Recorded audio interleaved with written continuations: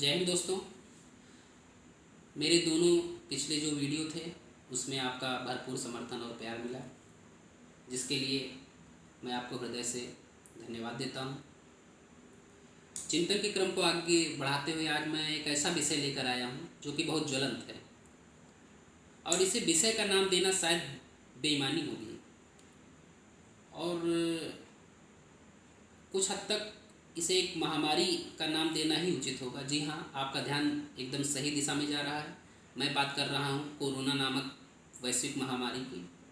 आज मैं कोरोना के कुछ पर्दे के पीछे छुपे हुए बिंदुओं के बारे में आपसे चिंतन करूँगा, और मैं चाहूँगा कि आपका भी ध्यान उधर जाए और आप भी उस विषय पर ज़रा चिंतन करें, क्योंकि आप सभी बुद्धिजीवी वर्ग हैं और अगर आप चिंतन करेंगे तो ये कहीं ना कहीं समाज देश के लिए अच्छा ही होगा।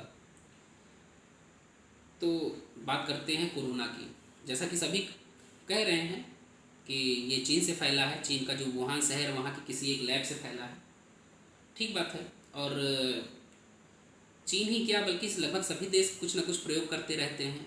कहीं ना कहीं जो विश्व बिरादरी में एक वर्चस्व की लड़ाई है, उस वर्चस्व की लड़ाई में अपना वर्चस्व बनाए रखने के लिए लगभग सभी देश सभी हथकंडे अपनाने में नहीं चूकते हैं। तो चीन भी भाई प्रयोग करता है, मानते हैं, हो सकता है वो भी कर रहा हो प्रयोग, सभी देश कर रहे हैं। लेकिन कुछ आंकड़ों पे बात करने के बाद मैं आपसे एक क्वेश्चन पूछूंगा। पहला आंकड़ा, चीन की जो अर्थव्यवस्था है सन 2018 में 13.37 ट्रिलियन डॉलर की थी, और अमेरिका की जो अर्थव्यवस्था थी वो 20.58 ट्रिलियन डॉलर थी। यानी कि गैप जो था वो 7.21 ट्रिलियन डॉलर का था। 2020 आते आते ये गैप 5.47 ट्रिलियन डॉलर ही बचा। तो यानी कि 2 साल में गैप काफ़ी घट गया, लगभग 2 ट्रिलियन डॉलर का गैप घट गया। अगर इस रेशियो से देखा जाए तो मुझे लगता है कि 2024-26 आते आते चीन अमेरिका की अर्थव्यवस्था को पकड़ लेता। ठीक, अब मान लीजिए एक देश बहुत तेज़ी से आगे बढ़ रहा है, दूसरा धीरे धीरे आगे बढ़ रहा है, तो 4 साल 6 साल में अगर उसको बराबर कर लेगा तो अगले आने वाले जो 2 साल होंगे उसमें वो आगे निकल जाएगा। और इस समय लगभग सभी देशों के बीच जो वर्चस्व की लड़ाई है वो केवल और केवल एक चीज़ पर आकर डिपेंड करती है, वो है उनकी अर्थव्यवस्था पर। जिसकी जितनी मजबूत अर्थव्यवस्था है उसका उतना वर्चस्व। तो जाहिर सी बात है कि चीन अमेरिका के लिए एक चिंता का विषय है। तो या तो अमेरिका कुछ ऐसा करे कि वो चीन की अर्थव्यवस्था को पिछाड़ दे, लेकिन पिछले 2-3 साल का अगर उनके यहाँ का आप राजनीतिक घटनाक्रम देखें तो उनका जो राष्ट्रीय नेतृत्व है वो फिलहाल पुराने समय के हिसाब से अगर आप उसको कंपेयर करें तो उतना अच्छा नहीं है। और कभी वो कुछ डिसीजन लेते हैं फिर उसको पलटते हैं, कभी कुछ इंडिया के साथ वो कभी दिखाते हैं कि हाँ हमारे इंडिया के साथ बहुत अच्छे रिश्ते हैं, कभी वो कुछ ऐसी हरकत कर देते हैं जिससे लगता है कि नहीं इंडिया के साथ इनके रिश्ते अच्छे नहीं हैं।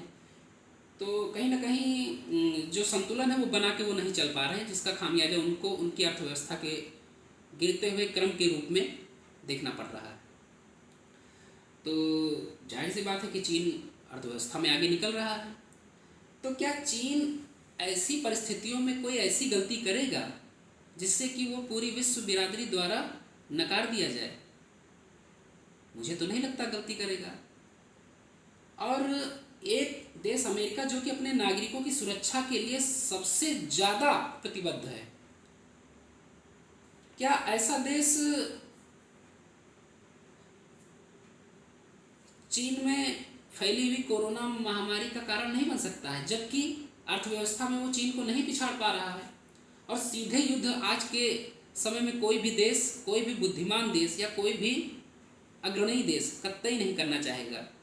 और ठीक स्पेशली अमेरिका जैसा देश जिसकी अर्थव्यवस्था कहीं ना कहीं गिर रही है, वो देश तो कतई युद्ध नहीं चाहेगा। तो अब उसके पास क्या ऑप्शन बचता है चीन को पिछाड़ने का?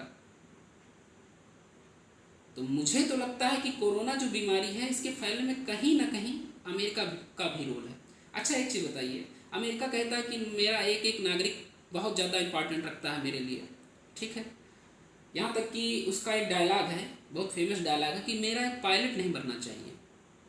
मेरा $2 करोड़ का एक हेलीकॉप्टर भले ही बर्बाद हो जाए, लेकिन मेरा एक पायलट नहीं बनना चाहिए। ऐसी सोच रखने वाला देश अपने देश में ऐसी महामारी फैलने के बाद लॉकडाउन नहीं कर रहा है। आपको संदेह नहीं हो रहा है ऐसे देश पर? मुझे तो पूरा संदेह है। अच्छा, आप बताइए, यदि आपकी एक दुकान हो और आपके पड़ोसी आपके ग्राहक हों, ठीक है, तो क्या आप कतई ऐसी कोई हरकत करेंगे जिससे कि आपके पड़ोसी नाराज हों? मैं बताता हूँ आपको एक और आंकड़ा।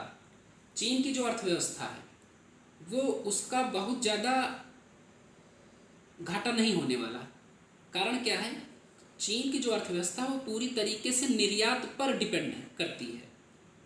चीन अकेले ब्रिटेन को 20% निर्यात करता है।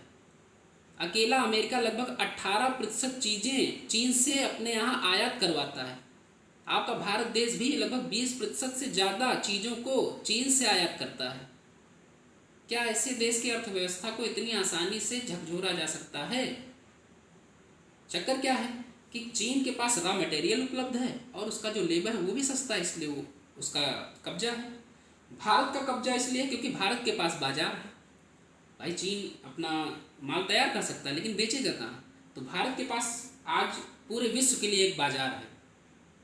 सबसे बड़ा बाजार आज के समय में विश्व में अगर कोई बाजार सबसे बड़ा है तो वो भारत है।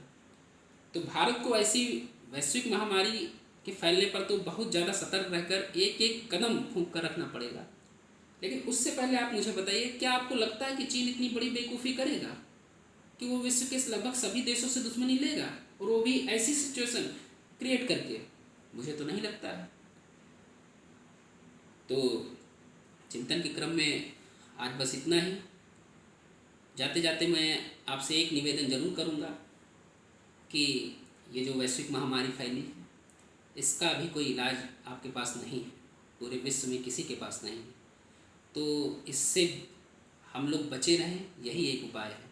तो जहाँ तक बहुत ज़्यादा आवश्यक ना हो आप घरों से बाहर ना निकलें, घरों में रहें, सुरक्षित रहें, क्योंकि आपका जीवन बहुमूल्य है। हम ऐसे देश में पैदा हुए हैं जहाँ का एक एक नागरिक देश से प्रेम करता है और जहाँ अहिंसा परमो धर्मा सर्वप्रथम रखा जाता है। तो हम जीवित रहेंगे, हम मेहनत करेंगे और हम आगे बढ़ेंगे, और ईश्वर चाहेगा वो दिन दूर नहीं जब हम अर्थव्यवस्था के मामले में विश्व में नंबर 1 पर होंगे, और वो जो हमारी पदवी थी विश्व गुरु की वो हम पा के रहेंगे। जय हिंद।